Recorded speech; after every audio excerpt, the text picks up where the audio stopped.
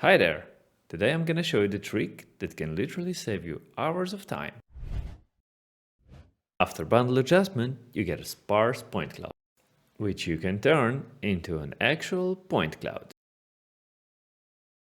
Now that you have a point cloud, the CAD tab with all its functionalities has become available. Let's use measurement for example.